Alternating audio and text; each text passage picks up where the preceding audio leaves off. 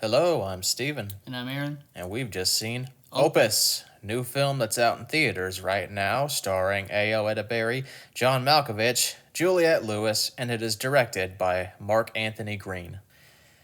Do you remember that scene in Flubber where the Flubber gets loose from Robin Williams' lab and it terrorizes the suburbia? It like smashes through houses and tears through trees and traumatizes some kid, and then eventually it finds its way back into Robin Williams' lab and it flies right into his hands and he grabs it and he says to his robot assistant, Weibo, there's incredible inertia.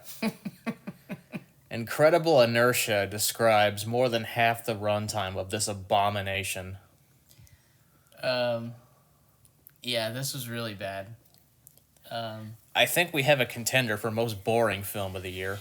Yeah, it's not even that it's like completely like full of bad ideas. It's like they happened upon some of these ideas just completely by accident and they didn't realize they had them.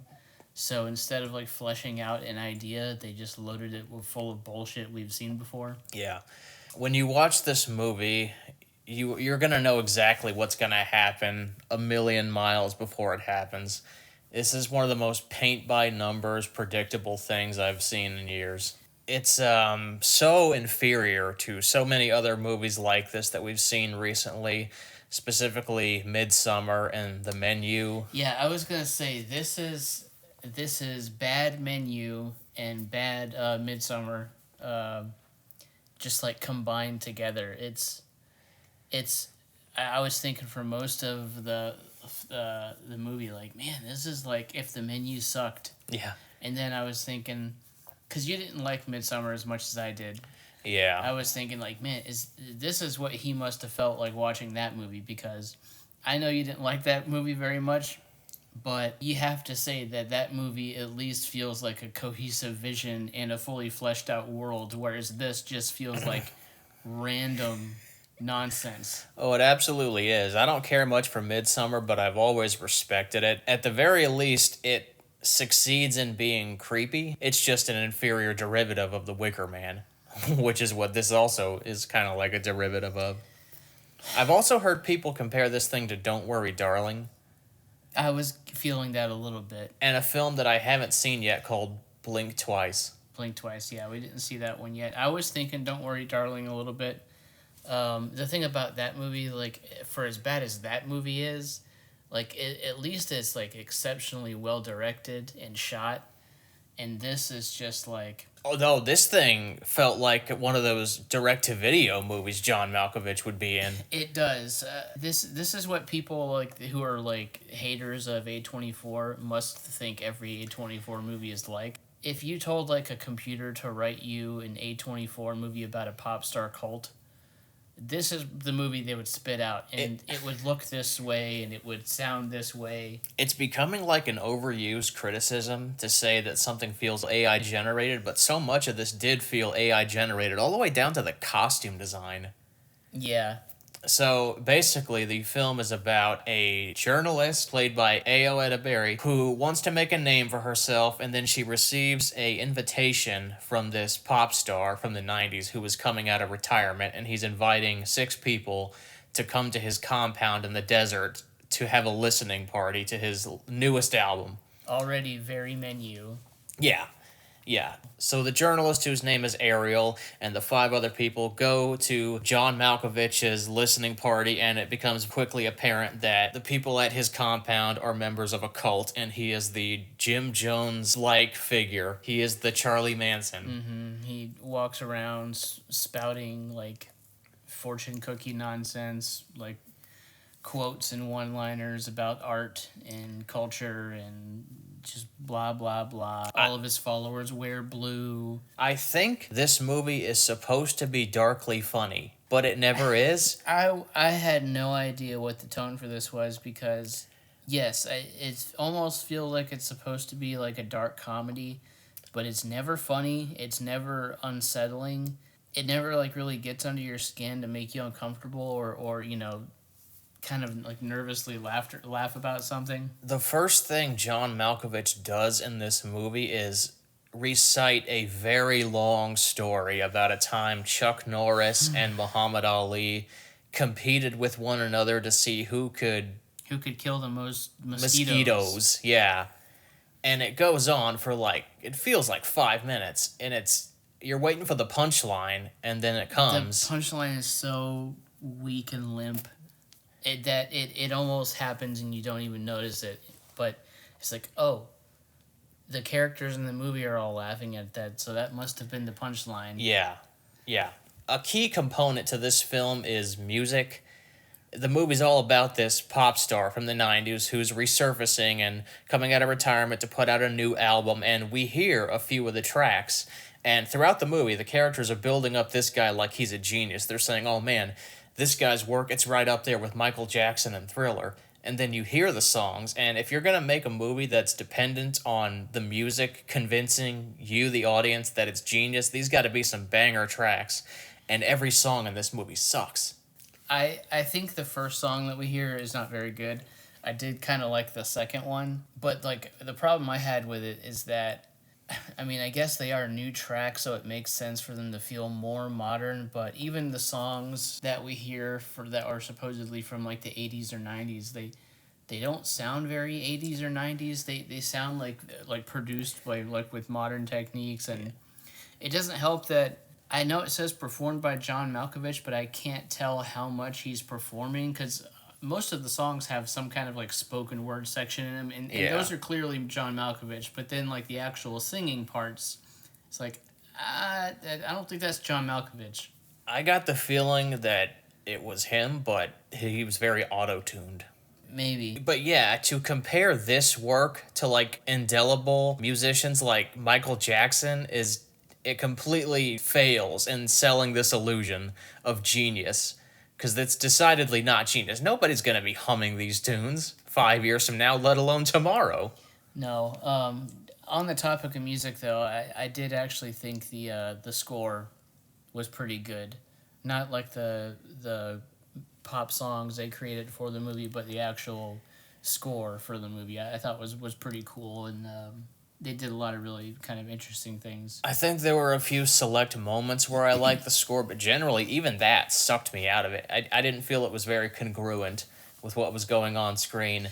No, and I think that's another problem with the tone is that the score would seem to suggest that the movie's a little bit more serious than the content of the writing would. But generally, I liked the music when it came to the score. I guess if you want to jump into performances, Yeah, there's not much to say about it. There's only two really worth mention, and one actor who I'm just like, why was she even in this?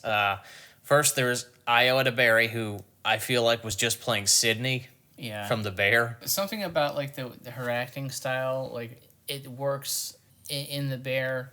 I liked her a lot in the movie Bottoms, but here, I don't know, she just feels really out of place. In some of the places the movie goes, it's like she's playing a journalist who's also, I don't know, just the way her character talks, it feels like young people speak. But then there's also scenes like near the end of the movie where it almost feels like a Hannibal Lecter kind of, what's her name, Clarice? Yeah. Kind of situation. It's like, I'm not buying this at all. Generally, she's fine in the movie, though. It really is just the John Malkovich show. That's pretty much the only performance worth mentioning. He has to say an abundance of bullshit in this. Yeah. And he's clearly trying very He's hard to sell trying it. so hard to make it work.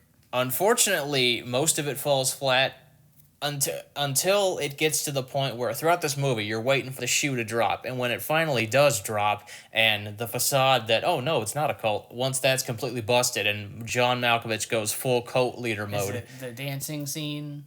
No, it's way later than that, when they just start outright murdering people. That's the moment where he finally gets to be creepy. And Yeah, that's true. it's short-lived. The scene's like maybe 5 minutes, and then the movie just kind of goes right back to being boring and derivative. But yeah, there are scenes where he's lip syncing to his music and like walking around the listening party, like dancing with all of his guests, and he's trying. He's trying to make this visually interesting, but he doesn't really get to do anything visually interesting. It's mostly just him like gyrating, Yeah. which I don't know if it's because the man's like in his 70s now, so it's not like he's going to be doing some moonwalking. So they write it into his character that he's called like the Wizard of The Wiggle. Wizard of Wiggle, yeah. Yeah, so it's really just him gyrating, and it's not very visually stimulating.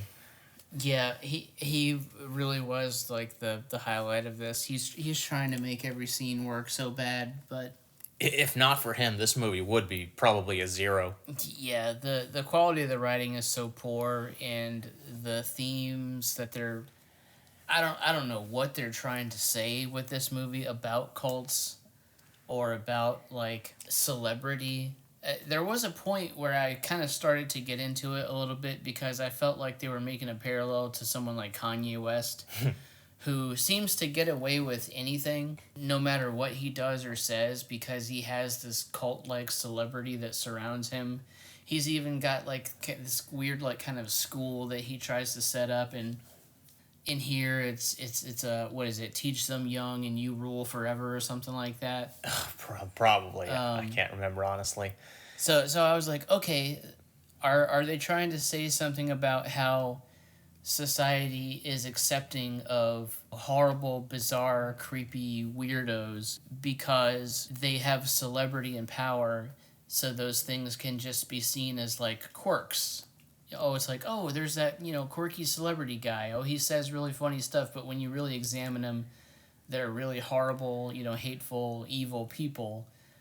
But they don't follow through on that, so that can't be what the movie's about. And then it tries to say something at the very end about, I don't even know what. Everything feels so confused, muddled. It's another movie that feels like not enough time was spent in the oven. No, it's like a stream of consciousness. It's like they started with the premise of the menu, but decided it was going to be about a pop star cultist leader.